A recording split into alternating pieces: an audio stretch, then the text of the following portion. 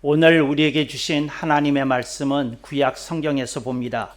구약 성경 사무엘기 하서 23장 4절 말씀을 봉독합니다. 저는 1. 돋는 해 아침 빛 같고 2. 구름 없는 아침 같고 3. 비 온 뒤에 광선으로 땅에서 우미 돋는 새풀 같으니라 하시도다. 아멘. 오늘 우리는 성령님 아래 성경 위에 하나님의 말씀을 듣기를 원합니다. 오늘 여러분들이 주목하실 설교 제목은 오늘 본문에 나오는 문구를 담은 구름 없는 아침처럼 인생을 살라입니다. 우리들이 인생을 살아가면 우리들이 사는데 집중합니다. 그러나 인생이 언젠가 그 끝을 보일 때가 있습니다. 그래서 사람이 죽음을 맞이하게 되는 것을 영어로는 deathbed, 그 임종이라고 부릅니다. 그러니까 사람이 마지막 숨을 거두기 전에 이제 자기의 인생이 끝나가고 있는 것을 목도하고 있습니다. 근데 그런 자리에서 어떤 말을 하는 것인지 어떤 모습을 보여지는지가 신앙인에게 굉장히 중요한 행사 중에 하나입니다. 옛날에 고대에 제왕들이 죽게 되면 그 임종하는 자리에서 의식이 있었습니다. 근데 그 의식의 한 장면을 오늘 사무엘 하 23장이 보여주고 있습니다. 옛날에 제왕이 죽게 되면 동서고금을 막론하고 이제 사관이 그 자리에 임석하게 됩니다. 그래서 사관이 이제 그 왕의 정신이 기력이 아직 살아있을 때, 그러니까 그것이 반드시 숨을 거두는 당일이 아니라 며칠 전일 수 있습니다. 그래서 왕이 이제 죽음을 직감하고 있구나, 죽음을 받아들이고 있구나 하는 신호가 내실에서 전해지게 되면 이제 그 왕의 명을 받잡아서 이제 사관이 그 임종의 자리에 임석하게 됩니다. 근데 그 자리에서 이제 사관이 틈을 보다가 이제 왕의 심기를 잘못 거슬리면 자신의 신명이 날아갈 수 있잖아요. 그러니까 조심조심 기다리다가 이제 얘기합니다. 폐하, 재위 기간에 대해서 한 말씀 해주시겠습니까? 그러니까 그분이 왕으로서 재위한 기간이 10년이면 10년, 20년이면 20년을 되돌아보면서 하시고 싶은 말씀을 남기라는 거죠. 요게 지금 사무엘 하 23장의 장면입니다. 이제 여기에 사관이 나오는 것은 아니지만 이제 이 말씀이 기록이 된 것을 보니까 누군가가 이것을 받아 쓴 겁니다. 근데 이런 역할을 하는 사람들이 이제 고래로 이제 사관이었던 것이지요. 그래서 여기서 이제 다윗 왕이 말을 하게 되는데 오늘 성경의 본문은 이렇게 얘기를 합니다. 그가 성령께 빙의되었다. 그러니까 신탁을 했다고 성경은 말하고 있습니다. 그러니까 다윗 왕이 자신이 말하려고 하는 것을 한 게 아니라 하나님의 영이 불러주신 대로 이렇게 말을 남겼다. 이제 성경은 그렇게 기록하고 있습니다. 근데 저는 이 말을 왕에 대한, 다윗 왕의 치적에 대한 예우라고 생각을 하고, 그거보다는 이제 사관이 임석한 자리에서 이제 왕에게 물었을 때 다윗 왕이 이제 고심하다가 자기의 이제 속에 있는 말을 털어놓은 것이다. 저는 그렇게 해석합니다. 왕이 그 인생을 마감할 때에 한 인간으로 돌아갑니다. 그러니까 그가 갖고 있는 권력, 보화, 그가 누렸던 모든 영화, 이제 그가 놓아야 됩니다. 보내줘야 됩니다. 그것이 소멸되는 자리라는 것이지요. 그래서 그런 자리를 그가 세자였을 때 경험했을 것입니다. 그가 왕세자로 있을 때, 부왕이 죽을 때 사관이 임석한 자리에서 어떤 모습을 보였는지, 어떤 말을 남겼는지 그가 다 기억하고 있습니다. 이것이 의식의 하나라는 것도 알고 있습니다. 그래서 뭔가 말을 해야 되는 것이지요. 저는 장면을 잠깐 멈추고 여러분에게 묻겠습니다. 여러분들이 오늘 한번 연습을 해보시기 바랍니다. 여러분들이 여러분의 인생에 종말을 며칠 앞두고 있습니다. 아직 기력이 좀 있습니다. 그래서 여러분들이 하고 싶은 말을 여러분을 사랑하는 이들에게 남길 때, 또 혹은 그분들이 인생을 되돌아보면서 한 말씀 해주세요 했을 때, 여러분들은 어떤 말씀을 남기시려고 합니까? 유진 피터슨이라는 목사님이 있는데 메시지를 쓰신 분입니다. 근데 그분이 그 임종을 할 때 주변에 있는 분들이 물었어요. 마지막 할 말 있느냐고. 근데 그분이 남긴 한마디 말이 제가 좀 들었는데 굉장히 불편했어요. 그분이 뭐라고 말을 했느냐면 Let's go! 같이 갑시다! 아니, 혼자 가지 왜 같이 데려가려고 그래? 그렇잖아요. 안 웃는 분들은 또 뭐예요? 저는 그 생각했어요. 아니, 죽으시면 혼자 가시지. 왜 살아있는 사람들 보고 왜 같이 가자고 그랬는지 모르겠어요. 그분 너무 흥분하셨던 것 같아요. 그래서 그 생각이 이렇게 납니다.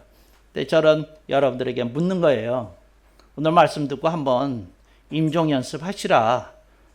오늘 내 인생이 끝이라면 무슨 아름다운 말을, 귀한 말을, 짧은 말을, 그러니까 숨이 가쁘니까 많은 말을 못할 거 아니에요. 근데 뭘 남기겠느냐? 그런 얘기입니다. 오늘 본문의 내용은 좀 긴데 저는 이걸 이렇게 상세하게 검토하면서 무슨 생각을 했느냐면 다윗 왕이 역시 문학인답다. 시편을 쓴 사람답다. 이거 준비했구나. 그냥 문장을 다듬어 놨구나. 어쩌면 미리 그 좀 더 건강한 시절에 불러서 써 놓았구나. 그리고 시자로 하여금 시자, 내가 준비한 문장을 낭송하게 그랬는지도 모릅니다. 그러니까 꼭 그 자리에서 이렇게 즉흥적으로 터져 나온 말이 아니라 문장을 가다듬은 것을 이렇게 읊게 해서 그것이 기록에 남았을 수도 있다는 겁니다. 근데 그런 자리에서 그건 무슨 말을 했을까? 무슨 말을 하고 싶을까? 근데 다윗은 여러 왕들의 경우를 보지 못했어요. 사울 왕의 비참한 죽음을 기억합니다. 저는 죽고 싶지 않을 때 죽었어요. 죽고 싶지 않은 자리에서 죽었어요. 그래서 다윗 왕은 적어도 내 죽음은 죽고 싶은 자리에서 죽는다. 그리고 나는 준비된 문장을 하나 남겨야 되겠다. 로 생각했던 것 같아요. 아름다운 문장이 나왔는데 제가 그래서 조금 조사를 해봤더니 고대의 왕들이 죽을 때 보여주는 모습이 두 가지더라고요. 하나는 변명입니다. 내가 그때 10년 전에 있는 전투에서 패배한 것은 짐의 전략이 부족해서가 아니라 그때 이러한 사정이 있어서 이렇게 된 것이다. 그때 우리나라에 극심한 가뭄이 일었을 때 국가에서 충분한 구휼미를 나누어 주지 못했던 것은 부정부패한 자들이 그것을 암암리에 팔아넘긴 탐관 오리들의 수작에 의한 결과였다. 이런 변명을 하는 왕들이 있어요. 죽는 자리에서. 여러분들은 죽는 자리에서 어떠실 것 같아요? 변명하실 겁니까?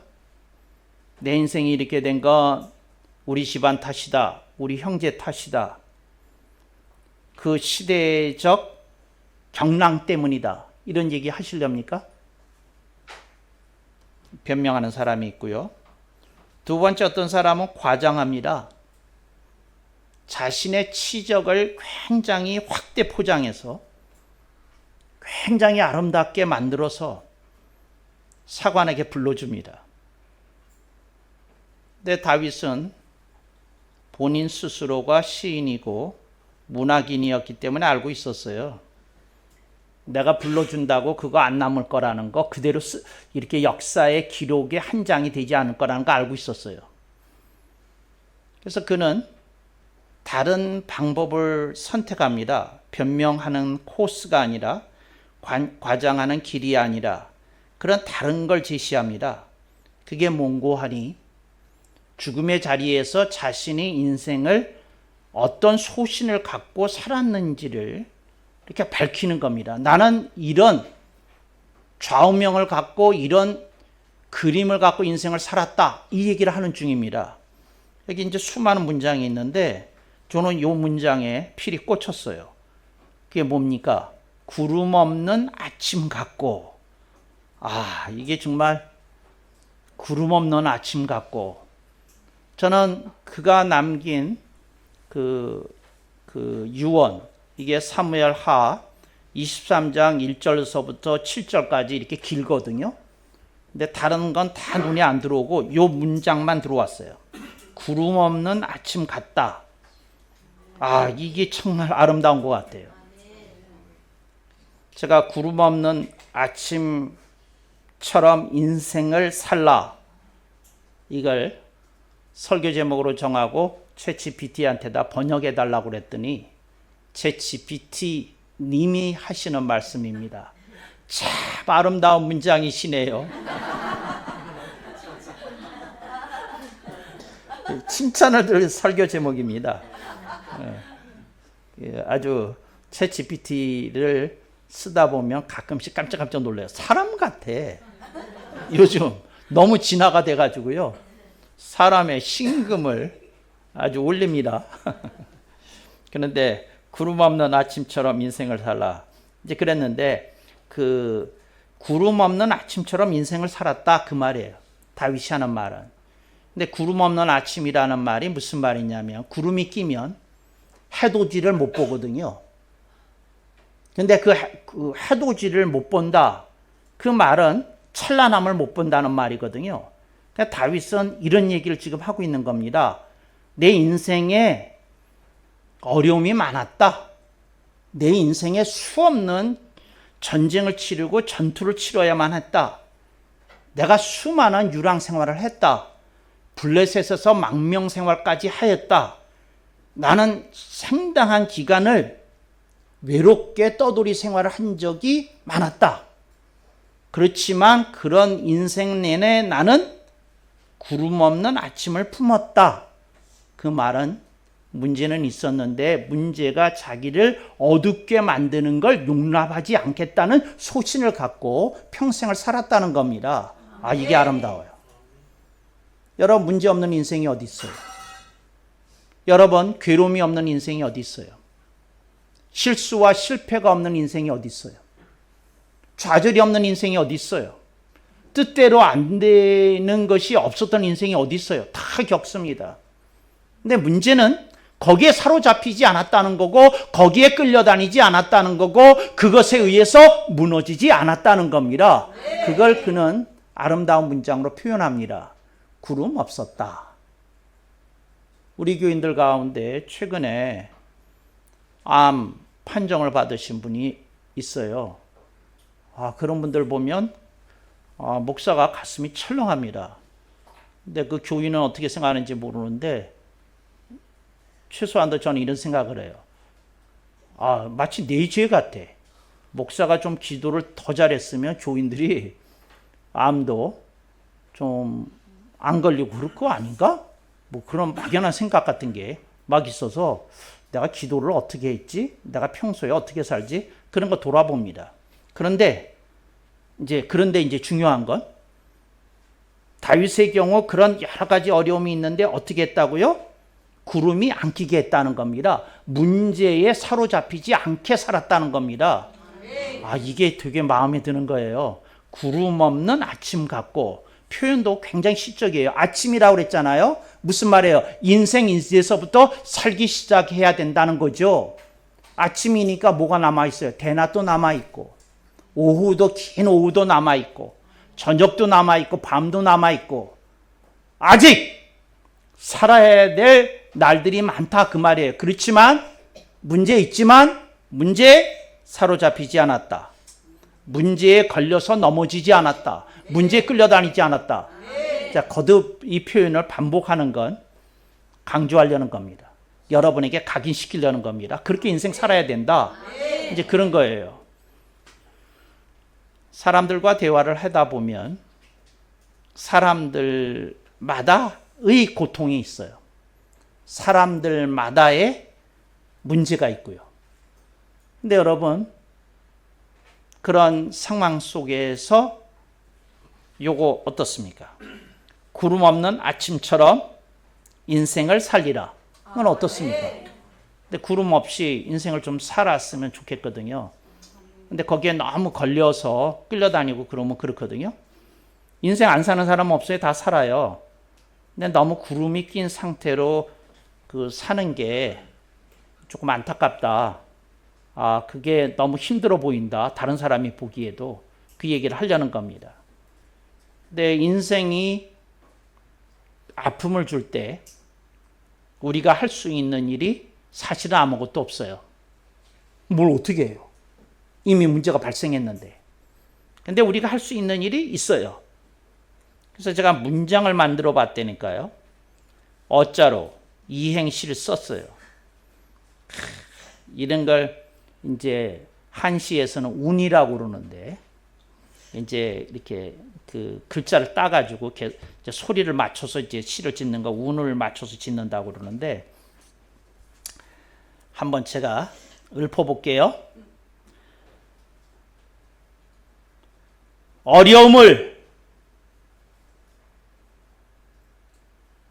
만나되, 어려움을 만나되 어두움을 버린다.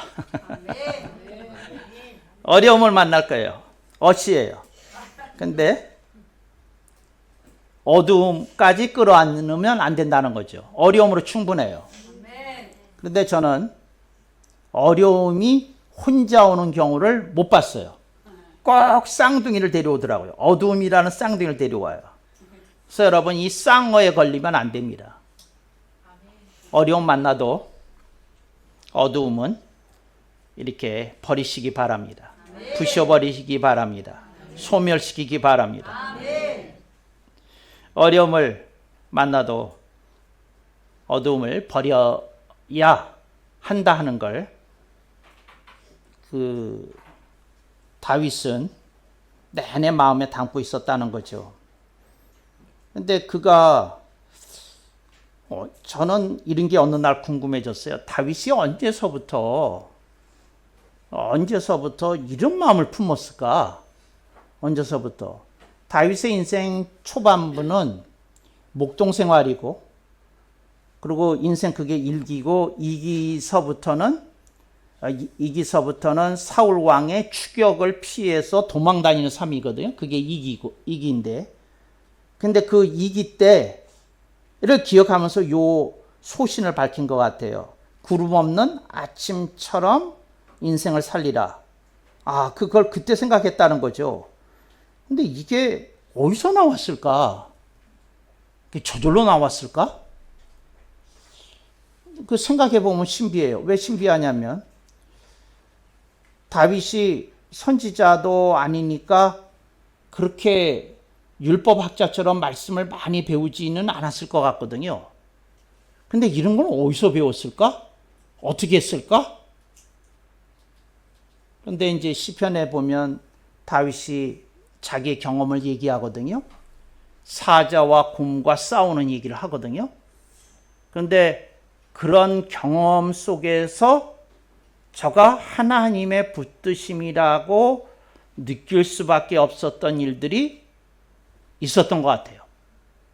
그래서 그는 그렇구나.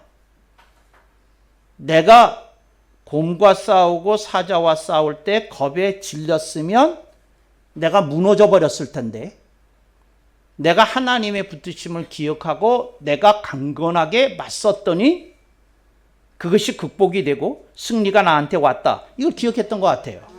그러니까 자신의 간증이 저에게 역동적인 힘을 공급하는 소스가 되고 있었다는 거죠. 여러분, 이런 기억이 여러분에게 있어야 됩니다. 체험이 있어야 됩니다. 사람은 자기가 어려움을 통해서 얻었던 그 어떤 소중한 보화 같은 체험들이 그 사람을 결정적인 시기에 다음 단계로 이행시키는 힘이 됩니다. 그러니까 여러분들이 나한테 그런 경험이 있나? 나는 그런 체험을 했나? 나는 그 어떤 것들을 가슴에 담고 있나? 이제 그런 거예요.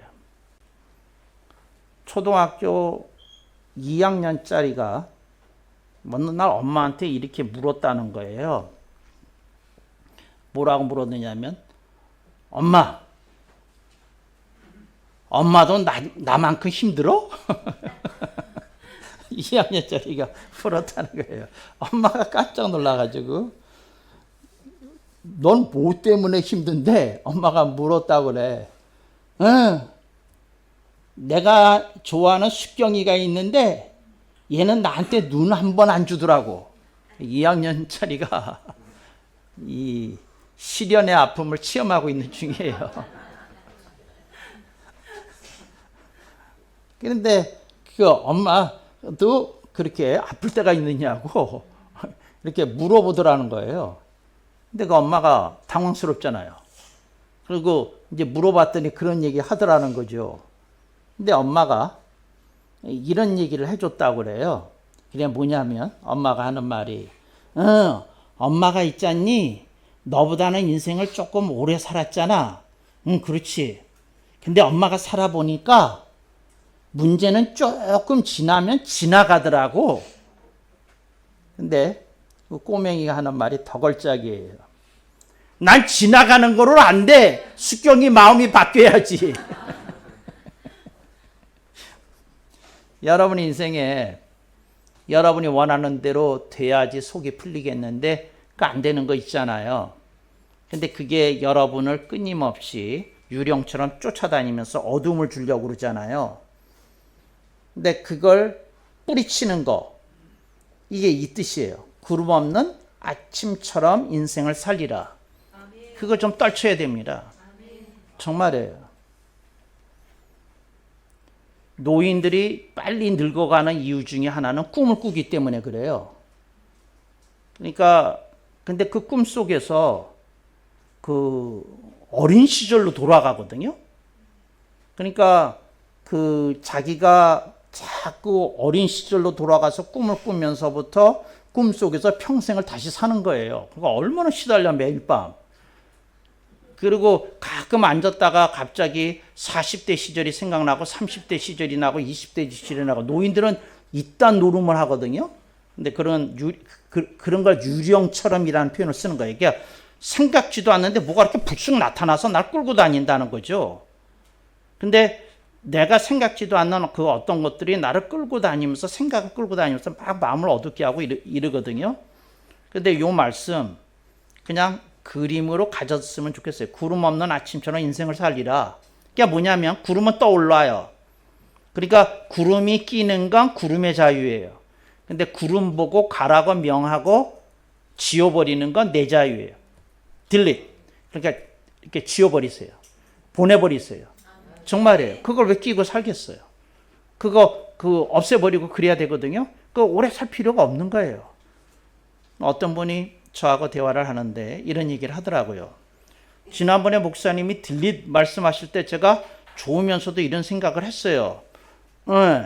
무슨 생각을 했느냐 하면 목사님 왜 자꾸 성령님 얘기를 빼고 딜릿 이렇게 하시지? 그래서 제가 좀 시험이 들었어요. 목사님은 조금 인문학적 설교를 하시는 게 같아가지고요. 되게 재밌는 표현이더라고요. 그래서 제가 그분한테 이렇게 얘기를 했어요. 성령님이 도와주시지, 성령님이 함께 하시지. 근데 그 성령님이 말씀하신 대로 딜릿하고 손가락 움직이는 건 당신이 해야지. 당신이 해야지. 딜릿을 100만 번 생각하고 딜릿 안 누른다고 딜릿이 되냐고, 당신이 딜릿 해야 된다고 그 말을 한 거지.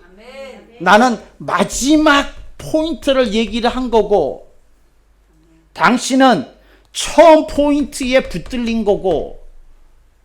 여러분, 신앙생활은 마지막 포인트가 중요해요. 딜릿하면 딜릿해야 되거든. 근데 그 딜릿 안 하고 계속 그 생각만 하고 있으면 무슨 소용이 있어요? 자기가 해야지. 자기가 이렇게 달라져야지. 그러니까 해야지. 근데 본인이 해야 된다는 말에 그렇게 부담이 걸리는 분들이 있더라고요. 근데 여러분, 여러분이 인생을 사는 거야? 성령님이 사는 게 아니야. 여러분이 사는 거예요. 여러분이 딜릿해야 돼, 그거. 그 구름은. 성령이 도와주시죠. 하나님 말씀이 보여주시죠. 어떻게 살라고. 자, 하나님의 말씀은 설계도일 수는 있어요. 하나님의 말씀은 여러분에게 던져지는 비전일 수는 있어요. 그러나 딜릿하는 건 여러분이 해야 돼요. 여러분이 해야죠. 아멘 안 하는 사람 무슨 똥배짱이야. 딜릿하라는데. 딜릿 탁 하고 누르면 다 지워질 텐데. 오늘 본문 말씀 한번 다시 읽겠습니다. 저는 일 돋는 해 아침 빛 같고 이 구름 없는 아침 같고 삼 비 온 뒤의 광선으로 땅에서 우미 돋는 새풀 같으니라. 새풀 같다는 말이 좋잖아요. 그게 뭐냐면 새롭게 인생을 살아갈 준비가 되어 있는 그 어떤 것을 말하죠. 새풀이라고 그랬거든요. 새나무가 아니고. 이제 시작한다는 거죠. 우미 돋았다는 거죠. 잎사귀가 겨우 나왔다는 거죠. 신앙생활이 저는 그렇게 생각해요. 하나님의 말씀을 듣고 여러분의 패였던 그 움에서 이렇게 새풀이 났어. 잎사귀가 났어. 그러면 그 잎사귀가 여러분의 인생의 시작이다. 그리고 그것이 살아있으면 여러분들의 인생은 필히 우러난 나무로 커가리라고 믿습니다. 그런 인생을 축복합니다.